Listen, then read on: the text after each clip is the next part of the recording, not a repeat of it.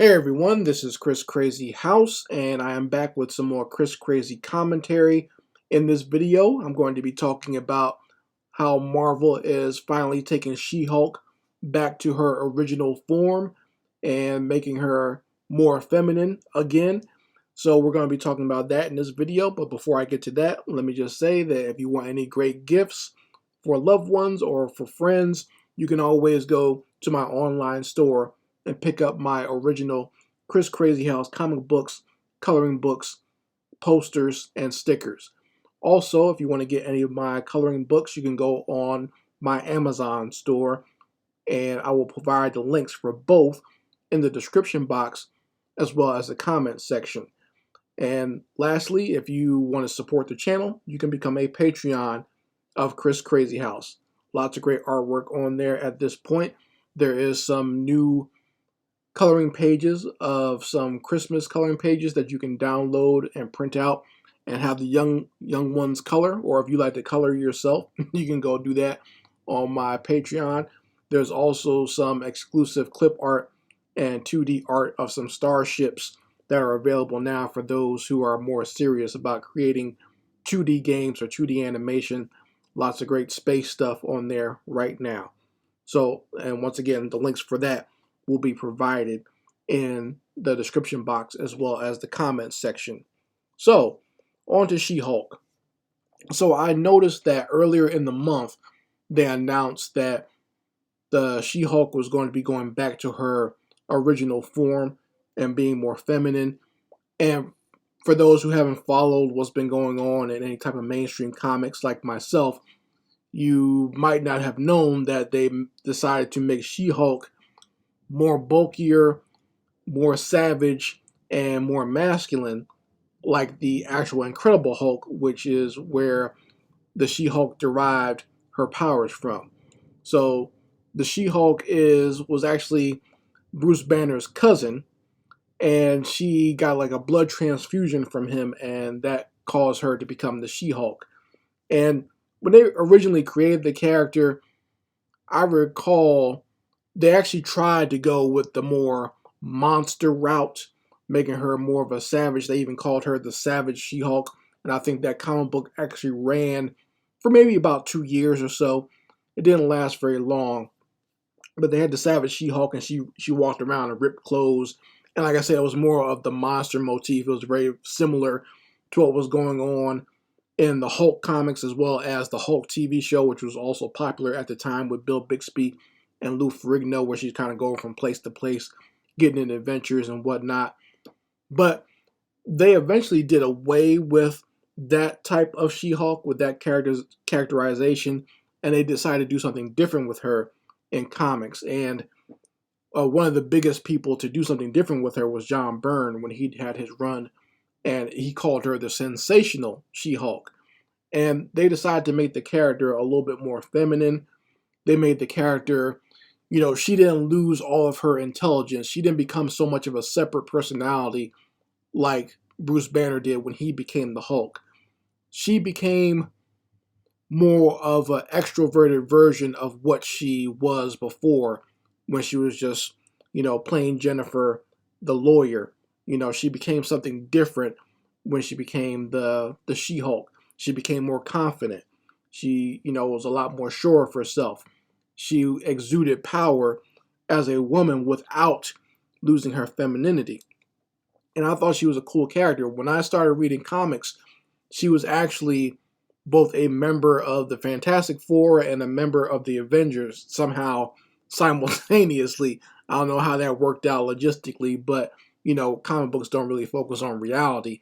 So I just kind of went along with it, being a kid reading those books, because in the Fantastic Four, Ben Grimm he had stayed on the battle world during the whole Secret Wars crossover. So when She-Hulk came back, she joined up with the Fantastic Four and kind of took his spot as the powerhouse on the group, and also added some more femininity to the group, and a different type of personality dynamic to what Ben Grimm offered to the Fantastic Four. And also, like I said, when I was reading the Avengers comics back then, she was one of the mainstays on the team. She was, like I said, once again, one of the powerhouses of the team, but a powerhouse who could think. She wasn't just all brute strength. She wasn't stupid like the Hulk was, and wasn't known for, going off on her teammates just as much as the bad guys. She could stay focused on the bad guys and put in work, and also adding like a cool female character to the team, because the other female characters were there, but their power levels would be something a little bit lesser than a lot of the male characters, but hers was high in the team as far as being, a powerful character. And I always appreciated that. Once again, I also appreciated the fact that she could think.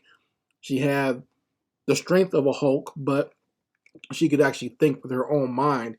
And like I said, as far as personality change, she became a little bit more confident in herself and more sure of herself, and was able to accomplish a lot of things that she might not have been able to accomplish in her human form. So that's why I always appreciated the character. So over the last couple of years or so, with this whole, with the politics of everything being gender neutral, and I guess people being afraid of having a female character actually be attractive, they decided to make her more masculine and muscular, and to the point where in some comics she actually looks like the Hulk, or in my opinion she looks like a troll or an orc or something like that from World of Warcraft.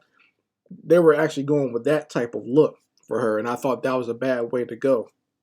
But I really don't read too many mainstream comics these days, so it wasn't that big a deal for me. But I did see a lot of the complaints online about that, and people made lots of videos about it, just how ridiculous the character looked. And even some people tried to go online and fix it to where it wasn't so ridiculous, because you can have a muscular female character, but that doesn't mean the character has to lose their femininity. All you have to do is go look at either some of the female wrestlers or bodybuilders or fitness models out there, and these women are still extremely beautiful, and they can be sexy, but they're not masculine. Just because they have the muscles doesn't mean you have to be masculine. Like if you look at the sister that I drew for my Black Dread art that I did here on my YouTube channel, that sister is very muscular, but she does a lot of fitness and fitness training and whatnot, but she's still beautiful. She's still feminine, and it still exudes from her. It's okay for a woman to be muscular and be powerful and be strong. That does not mean that she has to lose her femininity. And I think that goes over a lot of modern people's heads, because like I said, they want to fit either into a political agenda, or they just plain don't understand how to write strength without being masculine. You know what I mean? Like there's a lot of people nowadays, I do feel sometimes it's not so much the politics. I think it's just this lack of understanding. They may have not had the same type of world experience, or been around different types of people. And I think that with myself, I'm always very thankful that I got to live in different places and be around different types of people, that I can see different things. When I lived on South Beach, the Muscle and Fitness magazine, and they used to come there and do shows all the time. So I would see like fitness models or female bodybuilders all the time just walking around. So I got to see these women walking around, and they were with their men. It wasn't like they were, just because a woman is muscular like that doesn't mean that they had to be with another woman, or whatever, or dominating a man or whatever. It's not like that. She's still a lovable woman. Sometimes these women are mothers just like everyone else, but they just decided they want to have a certain type of physique. Nothing wrong with that. And I think that goes over a lot of people's heads. They always assume that someone, because they do certain things, that must mean they are a certain way, and that's just not how it is. It's funny because you have a lot of these modern writers who claim to be so progressive, but their mindset is very minuscule. They're very small-minded in the way they think and how they view people and how they view body types. So that's what I mean when I say that they get butt hurt or they get crazy when they see any type of female character in comics be attractive. Like that's a bad thing for a woman to be attractive, or for men to find them attractive. I don't know what's wrong with them in that regard, because that's how the species has survived. That's how you got here, is because a man found a woman attractive. So I don't see why you want to subvert that. You know what I mean? I can understand it being over the top. We all know back in like the late 80s, early 90s, the Image days, where they over sexualize women. Like now I can see how that's a problem, but I don't think going so extreme in the opposite direction is a good thing. That's not being progressive. So like I said, seeing what they did with She-Hulk, where they made her more masculine and made her more savage and dumb like the Hulk. That removes any uniqueness to the character, because now she's just like Bruce Banner when he becomes the Hulk. And to me, that's a waste of a character, because that was what made She-Hulk original. Was she wasn't like the Hulk. She was something completely different. But like I said, a lot of these people are very myopic. They can't really think outside of certain boxes. They have to tick certain boxes and make everything fit into whatever the current political climate is. They're not thinking about being timeless. They're thinking about what's going on right now, and they think that's going to carry on into the future. And apparently it hasn't, because like I said, they've reverted She-Hulk back to her regular form, where she's more feminine, but she still has that strength. And I think it's because they're going to be introducing her into live action. I think she's going to be like a TV series or something like that on Disney Plus. I don't really plan on watching it, but I heard that's what they're going to do. So we'll see how that goes with that. Maybe that's why they brought her back to her original form, because otherwise people wouldn't get if they just made her bulky and crazy and savage like the Hulk, which, like I said, the character is not. That removes the originality of the character when you do that. But you folks can let me know how you feel about it in the comments section. And if you are not subscribed to this channel, if you like my commentaries and you want to like this video, make sure you hit the like button. Make sure you hit that subscribe button. And make sure you go ahead and share this with anyone you think will enjoy my commentary. Anyway, Chris Crazyhouse signing out. Peace.